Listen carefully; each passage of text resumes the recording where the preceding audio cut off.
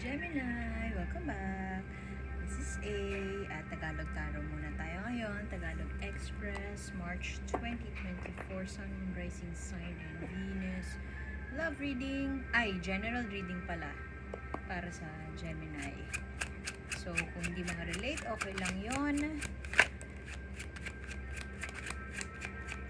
Sa susunod na reading, maaari nyo nang makaresonate sa'yo, pero naniniwala ako na nandito ka dahil sa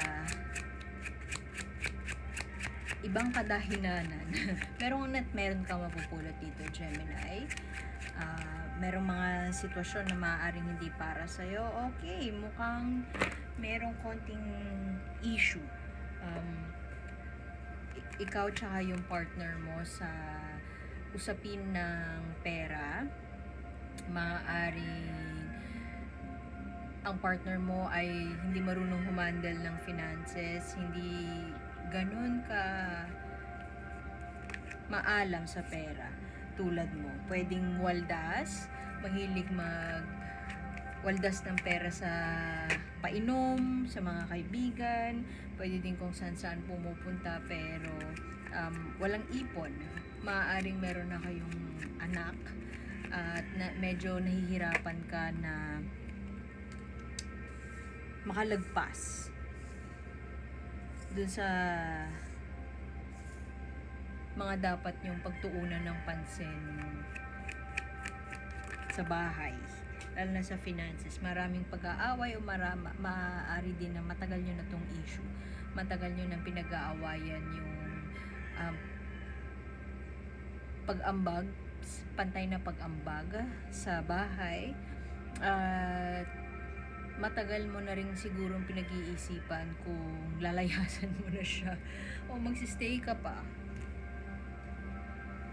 kasi hindi mo na kaya or puro away na, or pwede rin na magbibinyag na yung anak ninyo tapos hindi ka pa makahagilap ng budget para doon, kailangan nyo maghanda tapos hindi pa nakakatulong yung partner mo kasi inom siya ng inom or tambay ng tambay somewhere. O pwede din naman na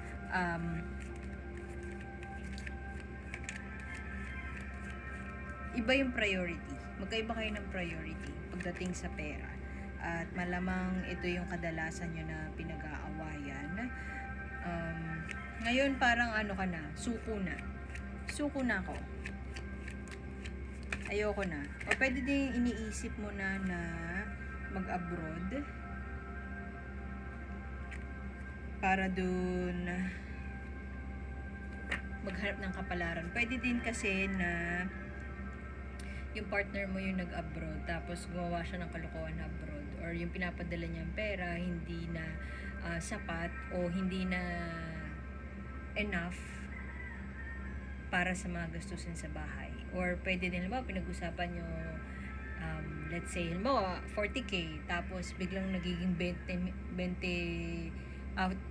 mil na lang ngayon. So, parang nagtataka ka, ano nangyari? Pwede din na sinasabi niya na meron lang unnecessary na gastos. So, parang ikaw napapaisip ka, medyo may kinukutuban ka.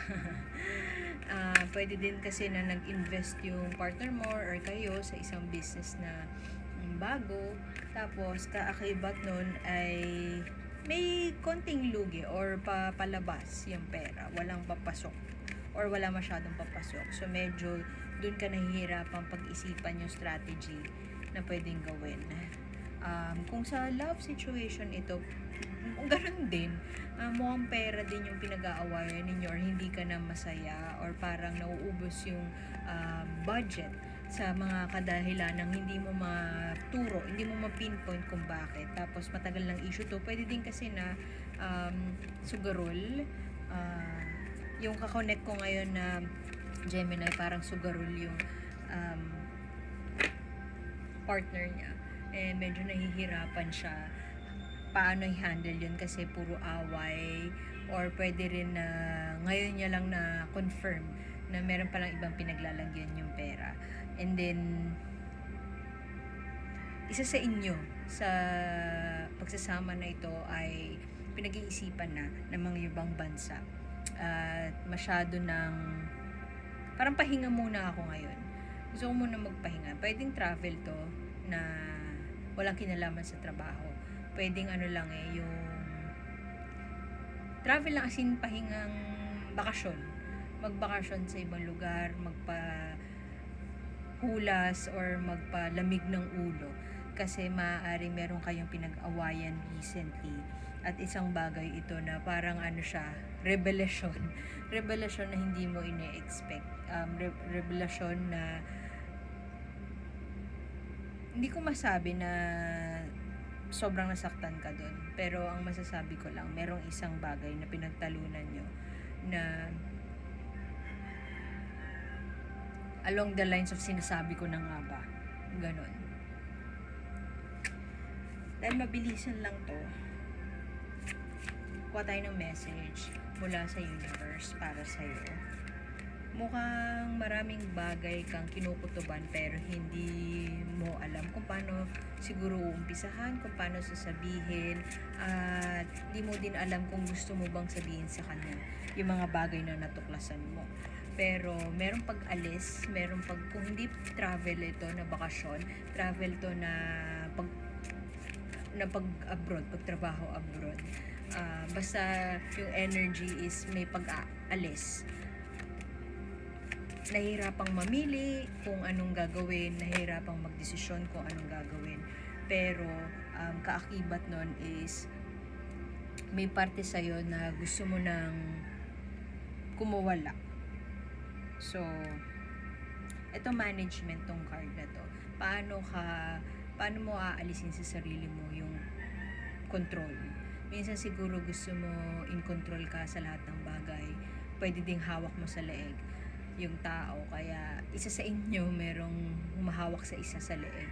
At sa papaanong paraan mo maiiwasan yon, o sa papaanong paraan mo iiwasan na i-micromanage yung partner mo. Pwede ikaw yun, pwede din yung partner mo, may na-micromanage ka, bawat kibot mo tinitingnan. Pwede ikaw yun kasi meron deceit dito. Siguro may history yung partner mo na panloloko. So, para ngayon, gusto mo, alam mo yung password sa cellphone niya, alam mo bawat kibot nagre-report siya sa'yo. So, paano mo maiiwasan yun para hindi humantong sa relasyon na napaka-toxic na? Kasi meron ng pagtatalo dito, may away, meron ng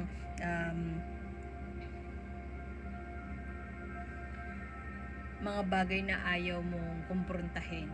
Siguro nagiging passive-aggressive tayo kasi hindi tayo sure kung paano sasabihin yung mga nararamdaman natin or mga tinatago natin na hinanakit o galit dun sa partner natin. So parang walk out ka na lang, alis ka na lang.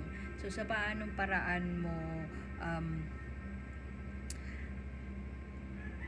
maaaring mabawasan yung paghawak sa leeg ng kinakasama mo, kasi maaaring pwede din ikaw yun yung hinahawakan sa leeg. So kasi itong oracle na to, ang ibig sabihin niyan management, tip-top shape lahat, okay naman lahat ay naaayon sa dapat mangyari, at gusto natin meron tayong sariling plano na hindi naman kailangan. So, gusto natin in control tayo sa lahat ng bagay. Okay na yung nasa paligid mo. Walang need para kontrolin pa ang isip, ang desisyon ng ibang tao sa paligid natin. So, iwan ko muna dun yun. At sana makita ko kayo ulit next month. So, like, share, and subscribe lang, or follow High Fives, High Vibes Tarot. So, bye!